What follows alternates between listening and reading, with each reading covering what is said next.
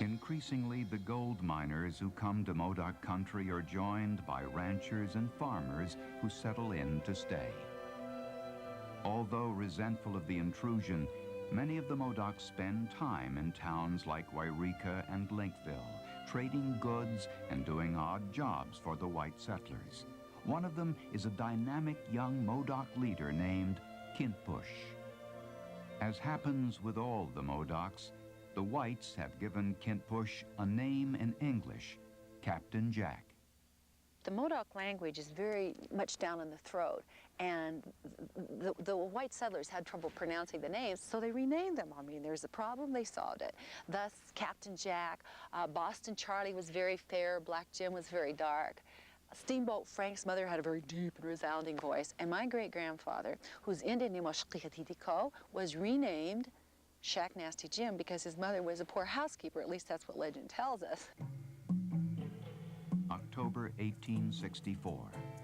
To bring an end to hostilities in the area, the United States begins formal treaty negotiations with the Modocs and their neighbors, the Klamaths and Paiutes. In return for the promise of annual payments and supplies, the tribes agree to turn over their land and move to a reservation on Upper and Middle Klamath Lakes. Captain Jack is one of those who sign, but with great reluctance. He cannot tolerate the idea of giving up the Modoc homeland along Tule Lake and the Lost River. The Modocs, they had a strong belief of the Kumukamcha. You know, God, the old man, gave them the Lost River country to protect. They protected for centuries against other tribes, and here come the white man. And they still believe it was theirs, only to find out, you know, somebody else had other ideas.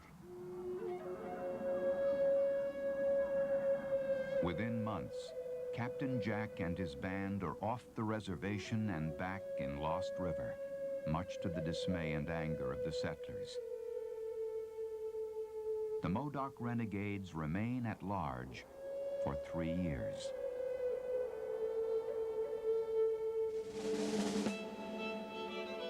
May 1869. President Ulysses S. Grant appoints a new Indian superintendent for Oregon, a Republican Party loyalist and temperance man named Alfred B. Meacham. Meacham, it is said, can talk the legs off a cast iron pot in 10 minutes.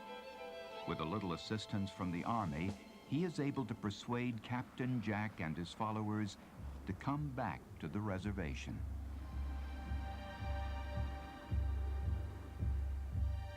The return doesn't last long. The money and supplies promised by the government do not come, and many of the Modocs chafe at life among the more populous Klamaths, who bully and ridicule them. They didn't get along with the Klamaths to start off with, and to be put in a place beside them was probably demeaning as far as they thought, and unfair, because they were taken away from such abundance to nothing.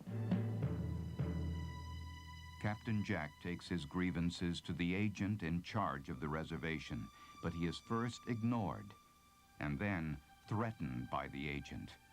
For Captain Jack, it's the final straw. April 1870. Jack and nearly 400 others leave and head home to Lost River. This time, he says, for good.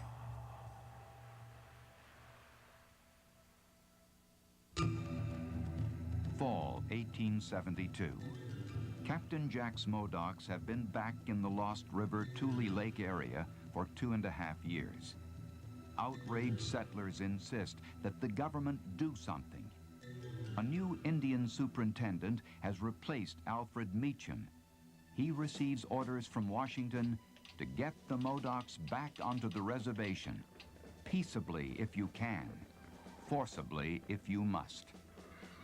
So the die was cast and a company of cavalry was sent to remove Jack. A company of cavalry is not a large military force. They averaged about 30 men at that time. And the commanding officer of that company didn't handle his assignment very well.